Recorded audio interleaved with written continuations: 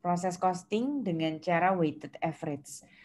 Bakalan ada 2 cara. Hari ini belajar yang weighted average, kemudian kita coba cara yang satunya adalah harusnya di minggu depan sih. Minggu depan namanya first in first out. Kemudian, nah, apa bedanya job costing system sama proses costing system? Yang sudah lalu untuk bahan tes 1, yang kalian diminta untuk membuat jurnal, penggunaan bahan baku, tenaga kerja, Kalau gue dapat overhead, scoring 1 buat. itu semua namanya job costing. Kalau yang hari ini kita mau belajar sampai minggu depan, itu disebut dengan proses costing. Kalau yang job costing, itu dilaksanakan berdasarkan permintaan pelanggan, lebih tepatnya dibilang untuk pesanan-pesanan yang custom. Kalau yang proses costing itu dilaksanakan berdasarkan spesifikasi dan kebutuhan perusahaan, lebih tepatnya lagi kalau dinamalainkan itu produksinya secara massal. Yang hari ini kita pelajari ya, yang proses costing itu contoh-contoh pabrikannya itu yang bergerak di industri garmen, cat, kimia, semen, pupuk. Kalau teman-teman lihat, garmen, cat, kimia, semen, pupuk itu termasuk yang diproduksi secara massal. Nah, alangkah lebih baiknya kita mengetahui dulu bedanya produk secara custom sama produk secara massal. Mungkin ada di antara kalian yang ingin menjawab, memberikan contoh kehidupan sehari-hari. Misalnya yang paling gampang itu pakaian. Pakaian yang custom dengan pakaian yang massal itu seperti apa? Atau makanan misalnya cake. Cake yang custom sama cake yang diproduksi secara massal itu seperti apa? Ada yang mau jawab? Silakan.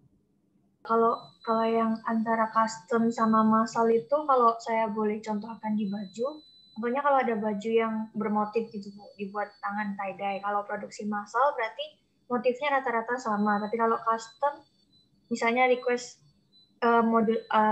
motif yang berbeda gitu. Jadi backnya juga nggak mungkin bisa massal. Kalau kita langsung sebutkan merek atau sebutkan dalam event gitu ya, biasanya pakaian yang perlu motifnya berbeda sampai pelanggannya custom itu yang gimana? Kasih contoh dong, kurang lebihnya seperti apa? Boleh sebut merek, boleh sebut apapun lah. Silakan, biar lebih mudah dipahami. Dari pengalaman sih Bu. Ya, boleh, silakan. Saya diminta buat kado ulang tahun. Atau untuk kalau misalnya mau tampil-tampil gitu biasanya custom kebanyakan karena mereka punya desain sendiri yang nggak mau diproduksi, yang nggak sesuai dengan desainnya produksi massal. Jadi kalau sampai badan kita diukur secara personal gitu ya, beda sama temen atau mungkin saudara kita yang lainnya walaupun pesan baju di tempat yang sama. Kemudian ada motif, misalnya ada motif tertentu yang kita request, kita menggunakan kain dengan kualitas ini atau motif corak ini. Nanti misal ada sablonnya pun sablonnya tulisan ini. Itu yang custom ya, yang dimaksud oleh Sela ya. Kalau yang massal itu seperti apa, Sel? Pakaian yang seperti apa? Itu produk yang asli dari kita jual pada awalnya Bu. Jadi kayak dari awal kita yang desain sendiri, kita sudah menentukan size startnya, jadi nggak mengikuti request dari permintaan dari pelanggannya. Jadi udah dari awal kita sudah punya patternnya, polanya itu kita kalau mau bikin kaos ya ini tulisan sablonnya ini. Dari kain yang berkualitas ini nanti tinggal ada ukuran kecil, medium, besar gitu ya, small, medium, large. Gak bisa kalau nanti minta yang ini warnanya diganti ini, customernya minta yang ini kainnya minta yang lebih bagus, gak bisa juga.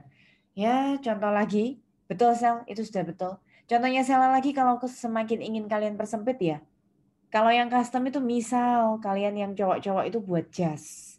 Jasnya itu nggak beli di Zara, jasnya itu nggak beli di H&M, jasnya itu nggak beli di merek-merek yang sudah ada, tinggal pilih ukuran aja bukan.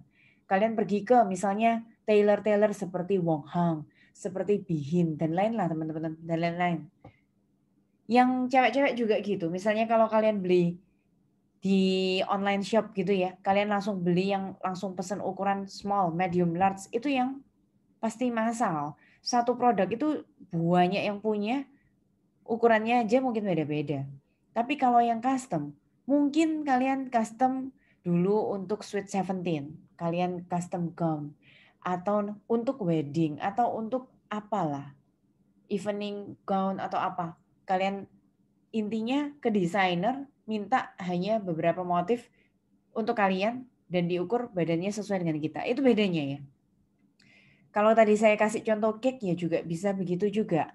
Kalau teman-teman ingin nyerprisein temannya, terus ada bikin cake dengan custom lah, model tertentu, rasa tertentu, itu yang job order system teman-teman.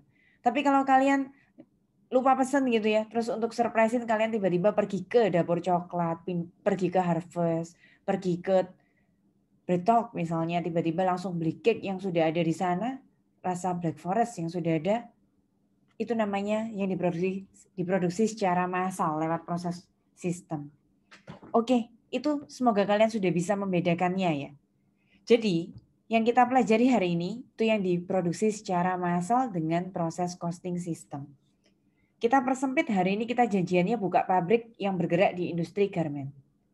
Nah, kalau menggunakan proses costing, karena produksinya itu banyak secara massal, kita itu butuh bantuan, ada nama departemen.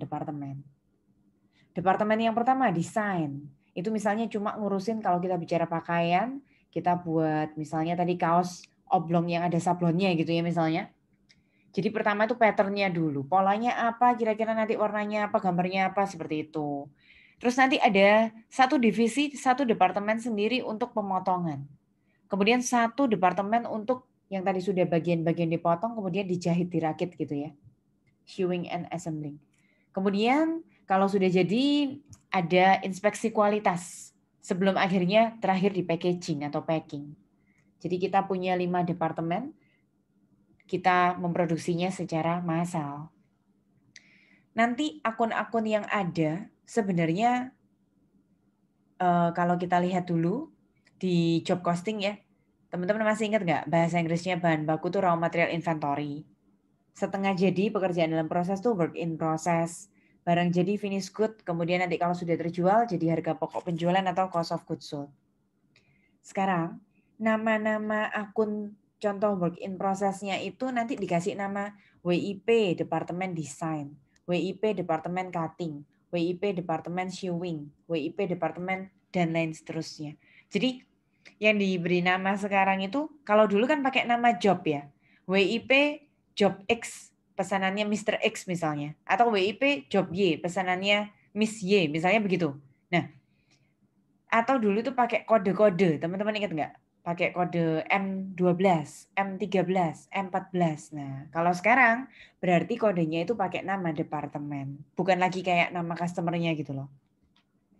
Ini perbedaannya kalau disimpulkan dalam tabel ya, sesuai yang tadi sudah dikasih contoh juga sama teman-teman. Kalau job costing itu produknya unik custom, spesifikasinya sesuai dengan permintaan pelanggan masing-masing.